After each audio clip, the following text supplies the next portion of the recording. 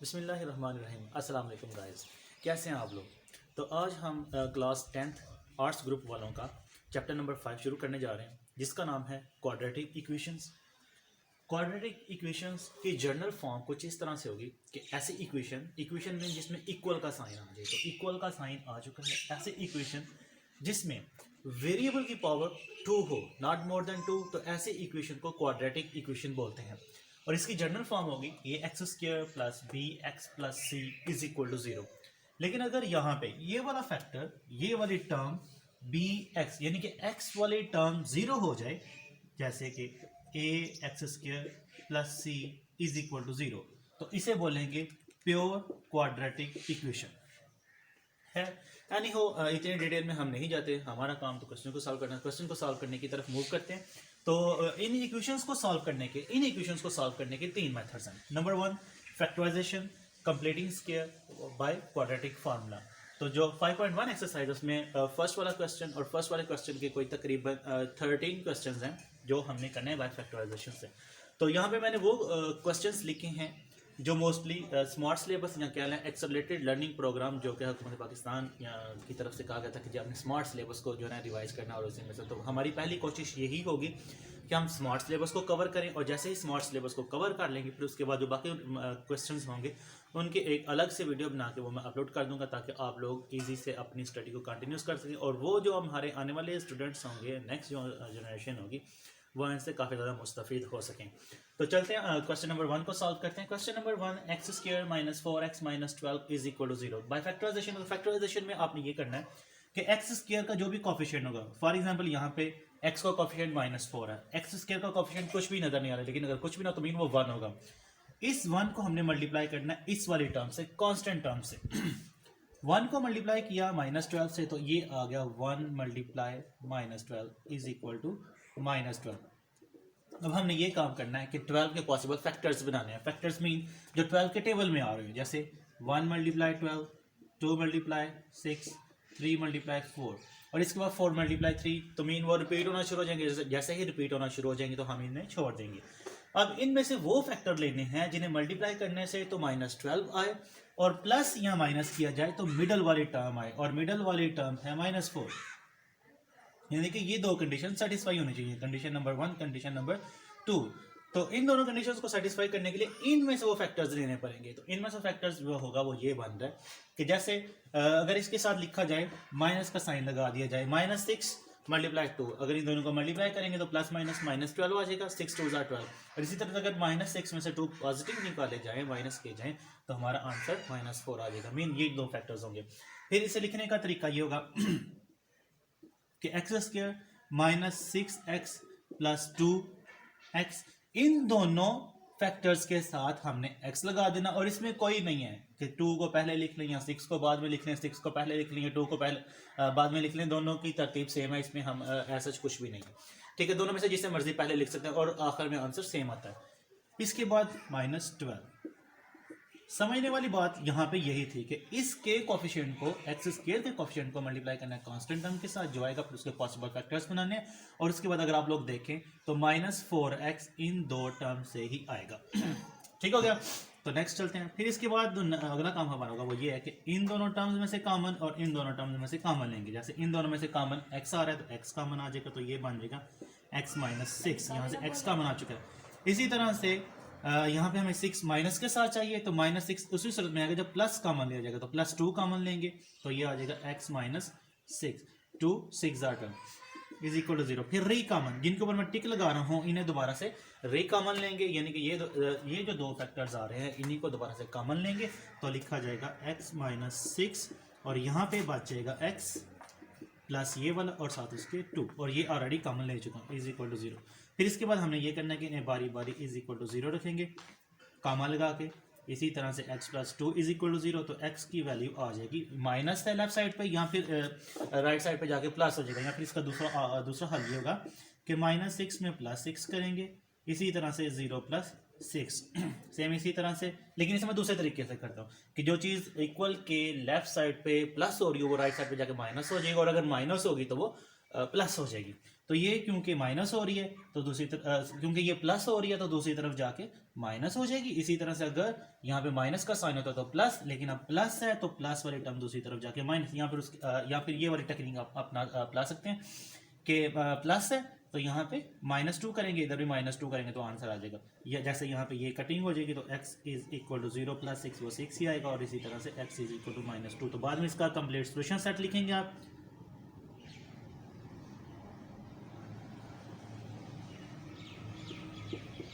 Solution set तो वो bracket लगा के 6 - 2।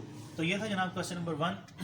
इसी तरह से और प्रैक्टिस करते हैं क्वेश्चन नंबर 2 की, 8 की, 9 की, 12 की और 13 की, और आपको काफ़ी अच्छी तरह से समझ आ जाएगी।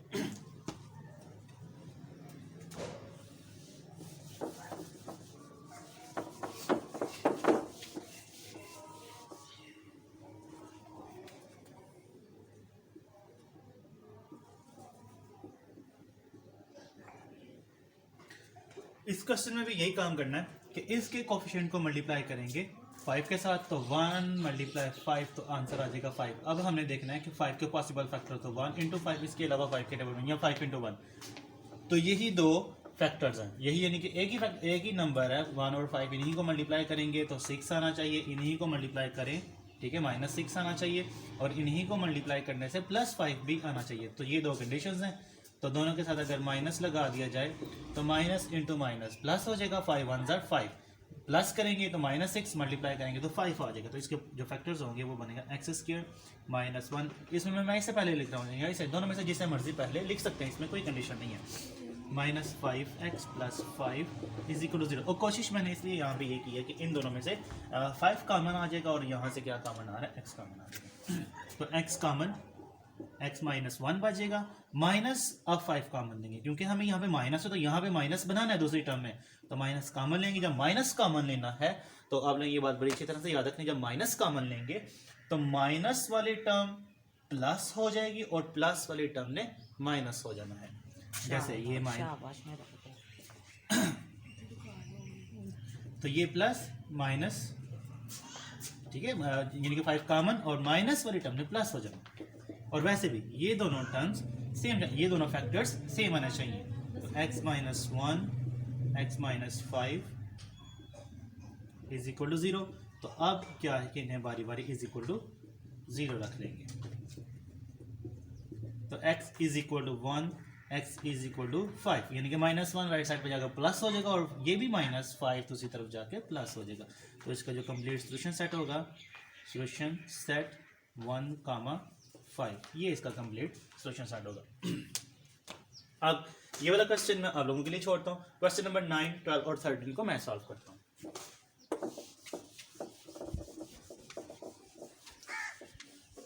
क्वेश्चन नंबर जो है 8, ये आप लोगों की असाइनमेंट है।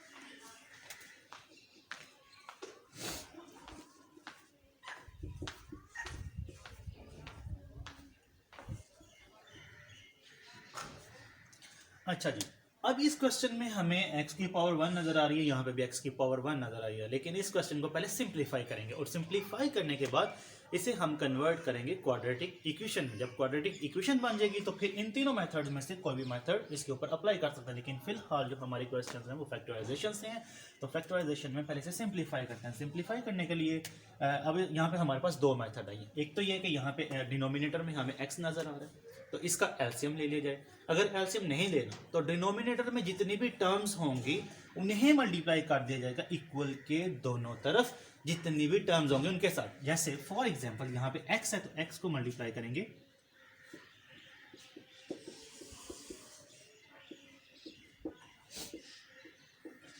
Multiplying x on both sides, x into 2x is equal to x into 2/x x into 3।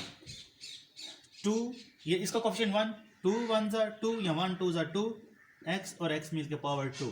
इसी तरह से ये इसके साथ कट जाएगा, 2 3 into x तो 3x आ जाएगा। अब इसे हमने अरेंज करके लिखना है, तो 2x² minus 3x minus 2 is equal to 0। जैसे मैं पहले ही आप लोगों के साथ डिस्कस कर चुका हूँ कि राइट साइड पे जो टर्म्स होंगी जब वो लेफ्ट साइड पे आएंगी तो माइनस हो जाएंगी, मीन अगर उनके साइन पॉजिटिव होंगे, पॉजिटिव साइन वाले माइनस हो जाएंगे और माइनस साइन वाले जो है वो प्लस हो जाएंगी। तो ये दोनों पॉजिटिव थी तो लेफ्ट साइड पे आके माइनस हो चुकी हैं। अब इसके फैक्टर्स बनाने और ये तकरीबन क्वेश्चन नंबर 8 की तरह का क्वेश्चन बन चुका है, इसलिए मैंने कहा था कि क्वेश्चन नंबर 8 आप लोग असाइनमेंट के तौर पे करेंगे और ये क्वेश्चन मैं करता हूँ। अब यहाँ पे जनाब हमने मल्टीप्लाई करना है 2 को -2 से, यानी कि एक्स स्क्वायर के कॉफिशिएंट को कांस्टेंट टर्म्स से, तो ये 2 इंटू -2 तो ये आ जाएगा -4।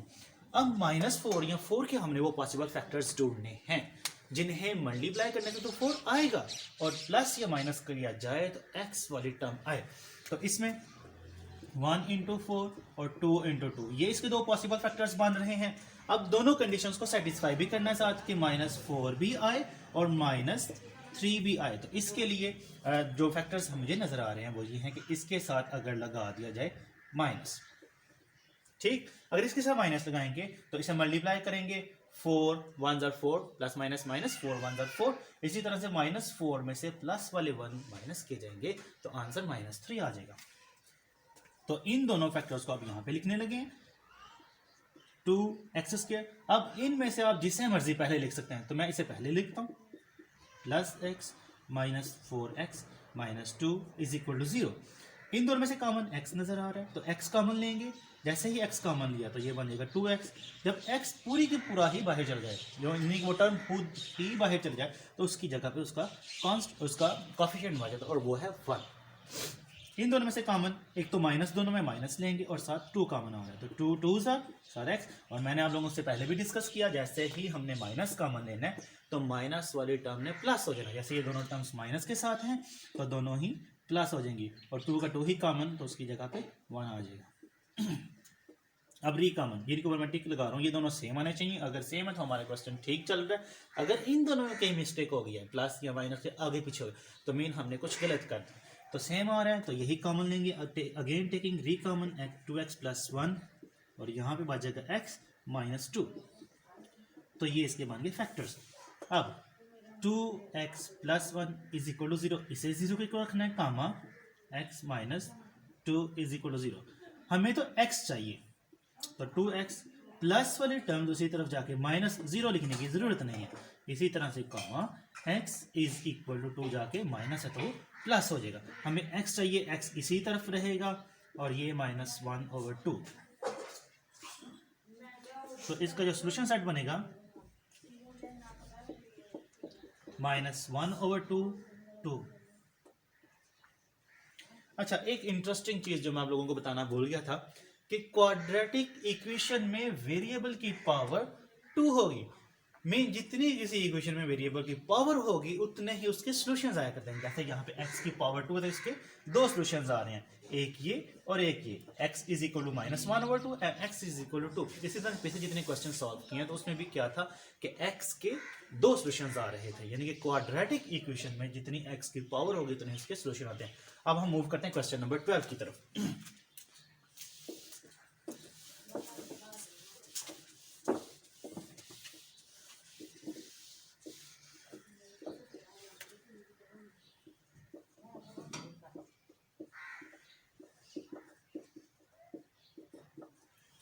अच्छा, इसमें भी हमें यही नजर आ रहा है कि ये क्वाड्रेटिक इक्वेशन नहीं है, लेकिन अगर इसे मल्टीप्लाई करेंगे तो ये क्वाड्रेटिक इक्वेशन बन जाएगी। तो सबसे पहला जो हमारा काम होगा इक्वेशन को देखने के साथ साथ उसे सिंप्लीफाई करना होगा। जैसे इक्वेशन सिंप्लीफाई हो जाएगी फिर उसके बाद जो मेथड कहा जाएगा उसके साथ हम उसे सॉल्व कर देंगे। जैसे इसे मल्टीप्लाई करते हैं 2x into 5x minus 4, 2x को इस पूरी टर्म के साथ, इसी तरह से +1 को मल्टीप्लाई करेंगे 5x minus 4 is equal to 0। 2 5 10 x और x की पावर 1 मिलकर 2 हो जाएगी, -2 4 8 साथ उसकी x आ जाएगा, 5 1 5 और x minus 4 is equal to 0। X square वाली टर्म पहले लिखेंगे, फिर इन दोनों को सिंप्लीफाई किया तो 3x आ जाएगा is equal -4 is equal to 0। अब सेम वही काम है भाई कि यहाँ पे 1 तो नहीं है 10 है, तो 10 को हमने मल्टीप्लाई करना है -4 के साथ, तो 10 मल्टीप्लाई -4 तो -40। अब -40 के पॉसिबल फैक्टर, तो -40 के पॉसिबल फैक्टर जो होंगे 1 इंटू 40, 2 इंटू 20, 3 के टेबल में नहीं आएगा, 4 इंटू 10 इसके बाद 5 इंटू 8, 6 के टेबल में भी नहीं आएगा, 7 के टेबल में भी नहीं आएगा, और इसके बाद 8 का टेबल है तो 8 का टेबल ऑलरेडी आ चुका है, वो रिपीट होना शुरू हो जाएगा। तो रिपीटिंग फैक्टर्स को मैंने आप लोगों को पहले तब हम नहीं लिखेंगे। तो अब इनमें से 40 तो आ रहा है, पहली कंडीशन तो सेटिस्फाई हो रही है। दूसरी कंडीशन में क्या है कि -3 भी आना चाहिए। तो -3 किस सूरत में आएगा? -3 इसी सूरत में आएगा कि अगर हम 8 के साथ माइनस लगाएंगे। जब 8 के साथ माइनस लगाएंगे तो ये बन जाएगा, अगर इन दोनों को मल्टीप्लाई करेंगे तो माइनस प्लस -40, और जब इन दोनों को सिंप्लीफाई किया जाता है तो -3। मीन हमारी दोनों कंडीशंस, कंडीशन नंबर 1 और कंडीशन नंबर 2 सेटिस्फाई हो रही हैं। तो ये इसके पॉसिबल फैक्टर्स होंगे। 8 को पहले लिख लें या 5 को पहले लिख लें, ये आप लोगों की अपनी चॉइस होगी। तो कोशिश करते हैं कि 5 को पहले लिखा जाए ताकि इन दोनों में से कॉमन आ जाए। 10x² प्लस 5x, और कोशिश यही करनी है कि जो वेरिएबल होगा x वही वेरिएबल इसके साथ लगाया जाए। -8x - 4 = 0। इन दोनों में से कॉमन और इन दोनों टर्म्स में से कॉमन, इन दोनों में से कॉमन आ जाएगा 5x। 5 2s x की एक पावर कॉमन और एक पावर इधर आ जाएगी ब्रैकेट के अंदर। 5x का x ही कॉमन ले चुके हैं तो उसकी जगह पे 1 बच जाता है। इसी तरह से दोनों में से माइनस कॉमन लेंगे और 4 कॉमन आ रहा है जो हाईएस्ट फैक्टर होगा। जैसे इन दोनों में से 2 भी कॉमन आ रहा है, लेकिन हाईएस्ट कॉमन फैक्टर जो है वो 4 है, तो हमने कोशिश करनी है हाईएस्ट कॉमन फैक्टर लिया जाए कॉमन, तो वो 4 आ जाएगा। -4 कॉमन लेंगे तो 4 2s साथ x आ जाएगा प्लस 1 = 0। और इसमें वही बात दोबारा से रिपीट करने लगा हूँ मैं कि जब माइनस कॉमन लेंगे तो माइनस वाली दोनों टर्म्स प्लस हो जाएंगी। अगेन टेकिंग 3 कॉमन, और हमारे दोनों फैक्टर सेम आ रहे हैं, इन्हीं को दोबारा से कॉमन लेंगे। 2x + 1 और ये 5x - 4 = 0। अब इनके साथ 0 लगा देंगे। 2x + 1 = 0, 5x - 4 = 0, 2x = -1 प्लस है तो दूसरी तरफ जाके माइनस हो जाएगा, कॉमा 5x ये दूसरी तरफ जाके प्लस हो जाएगा क्योंकि माइनस है। तो x = -1/2 एंड x = 4/5। अब यहाँ पे एक नई चीज़ आ गई कि जो टर्म या जो नंबर एक तरफ मल्टीप्लाई कर रहा हो इक्वल के दूसरी तरफ जाके वो डिवाइड करेगा, और अगर डिवाइड कर रहा हो तो दोबारा से इधर आके ये मल्टीप्लाई करेगा।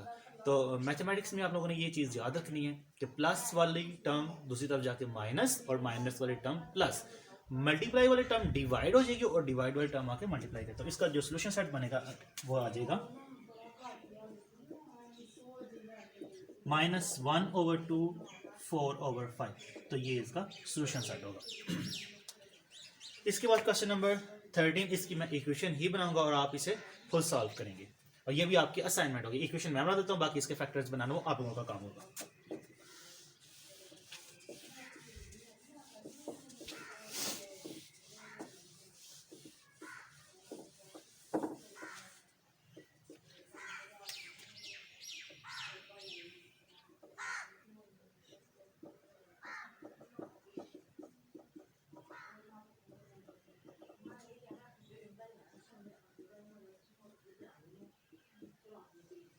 इसे अंदर मल्टीप्लाई करते हैं। 4 3s are 12x और x² - 4x - 2।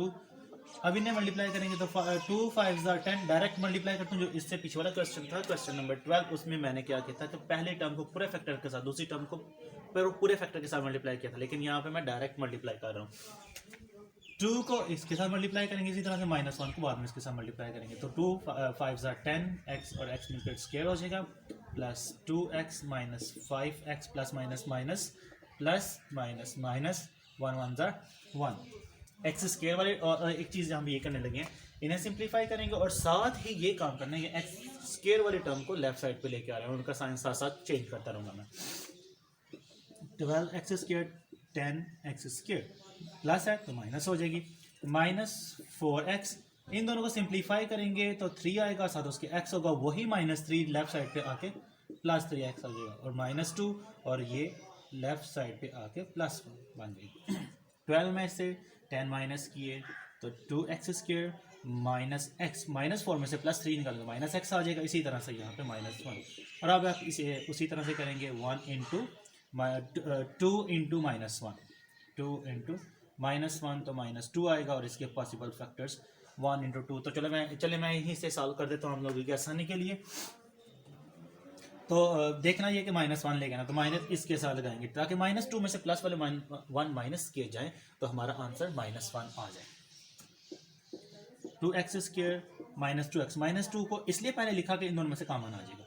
इसी तरह से प्लस x, इसके साथ x लगा देंगे, -1 = 0, 2x कॉमन, x -1। इसी तरह से इन दोनों में से कॉमन कुछ भी नहीं आ रहा, तो कॉमन अगर कुछ भी ना आ रहा हो तो कॉमन 1 होगा। 1 कॉमन लेंगे और जो टर्म्स होंगी उन्हें हम सच लिख देंगे। लेकिन अगर यहाँ पे माइनस भी कॉमन लेना पड़ता तो फिर टर्म्स के साइन चेंज करने थे। तो ये दोनों फैक्टर्स सेम आने चाहिए। x -1, 2x + 1 = 0। अब इन्हें बारी बारी = 0 रखेंगे। x -1 = 0, 2x + 1 = 0। x की वैल्यू आ जाएगी 1, 2x = -1 एंड x = -1/2। तो इसका जो कंप्लीट सोल्यूशन सेट होगा 1, 1/2। तो स्टूडेंट्स हमने कोशिश ये की है कि जितने जो स्मार्ट सिलेबस में क्वेश्चन उन्हें सॉल्व किया जाए और ताकि हमारे जो स्टूडेंट्स वो ज़्यादा से ज़्यादा इससे फ़ायदा उठा सकें। तो तकरीबन क्वेश्चन नंबर 1 में जिस टाइप के फैक्टराइजेशन से जो क्वेश्चन सॉल्व करने थे उसमें तकरीबन ये वाले क्वेश्चन थे जो मैंने यहाँ पे बोर्ड में मेंशन किए और इन्हें सॉल्व करने की कोशिश की है। तो उम्मीद है कि आप लोगों को ये मेरी छोटी सी काविश पसंद आई होगी। ओके, अल्लाह हाफिज़।